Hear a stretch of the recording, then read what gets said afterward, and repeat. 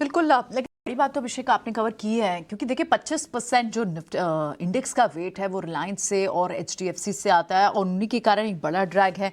जो बड़े ड्रैगर हैं आपके सामने, एचडीएफसी 4% नीचे वो है, लगभग 15% का वेटेज उसका निफ्टी पे है, लगभग 10.8% रिलायंस का वेटेज है, वो 1.5-2% नीचे है।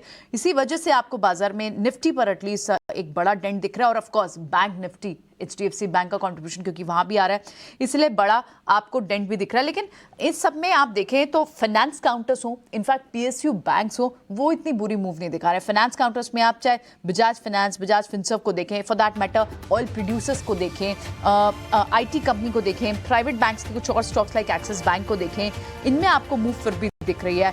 पावर स्टॉक तो ऑफकोर्स इस समय अच्छी खासी तेजी मोमेंटम में बना हुआ है। पावर ग्रिड जैसे काउंटर्स में आप देखें वहां पर बड़ी मूव है। कोल इंडिया में आज भी 1% की आपको तेजी दिखाई दे रही है, और थोड़े से क्रूड डेरिवेटिव थोड़ा सा तो यहाँ सॉफ्ट हैं। तो मेजर जो बड़े लगाज हैं, जो बड़ा दबाव बना रहे हैं, उनको अगर आप उनकी वजह से इंडेक्स पर आप बड़ा कट जरूर देख रहे हैं, निफ्टी हो, बैंक निफ्टी हो, बैंक्स की। लेकिन PSU, mid cap PSU banks की इतनी बुरी पार्टिसिपेशन नहीं दिख रही है। इनफैक्ट आप mid cap PSU, mid cap और स्मॉल कैप स्पेस में ही बात करें ब्रॉडर मार्केट में, क्योंकि थोड़े से कंसर्न के साइंस तो वहां पर भी दिख रहे हैं, अच्छी खासी मूव दिखा चुके हैं। तो वहां पर भी आप देखें तो stocks like Polycab, energy counters में जेएसडब्ल्यू एनर्जी जैसे काउंटर्स, फाइनेंस में आपको बैंक्स एंड फाइनेंस में आपको एयू स्मॉल फाइनेंस बैंक जैसे काउंटर्स, हॉस्पिटल, डायग्नोस्टिक, फाइनेंस में इनफैक्ट सिर्फ एक पॉकेट नहीं, सारे, चाहे व्हीकल फाइनेंसर हो, होम फाइनेंसर्स हो, वहां पर आपको अच्छी मूव दिख रही है। महिंद्रा फाइनेंस हो, चोला फाइनेंस हो, एयू स्मॉल फाइनेंस हो, बजाज फाइनेंस भी इतना ज्यादा बुरा नहीं कर रहा है। सो वहां से आपको मोमेंटम तो दिख रहा है। हेवी वेट्स, कैपिटल गुड्स जैसे स्टॉक्स देखें, और in fact mid cap, small cap में देखें,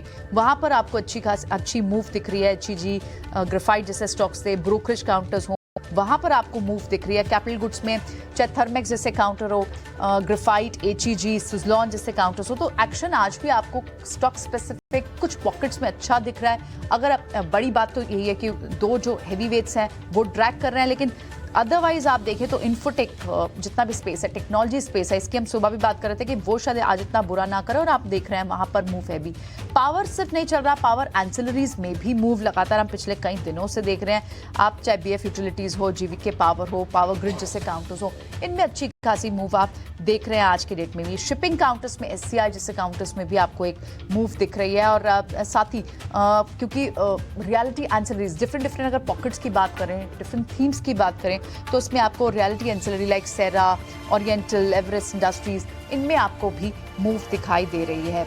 और शुगर काउंटर्स में आज आपको बहुत बड़ी बढ़त नहीं है, लेकिन एटलीस्ट वहां पर न्यूज पॉकेट में भी, टेक्सटाइल्स जैसी पॉकेट में भी आपको मूव दिख रही है। तो pocket wise news based stock specific action जरूर देखने को मिल रहा है। अदरवाइज निफ्टी पर तो इस वक्त बड़ा ड्रैग है ही, और स्ट्रैटेजी भी हमारी थोड़ी सी बियरिश पुट की ही बनती हुई हमारे एक्सपर्ट्स बता रहे हैं। लेकिन कैरी फॉरवर्ड ट्रेड्स आप एडवांस डिक्लाइन की रेशो देखें तो गिरने वाले जो शेयर है वो डबल है बढ़ने वालों से। तो बड़े ड्रैगर्स, और ऑफ कोर्स इसका एक बड़ा हैंगओवर क्योंकि 19 और 20 को एफओएमसी की मीट है।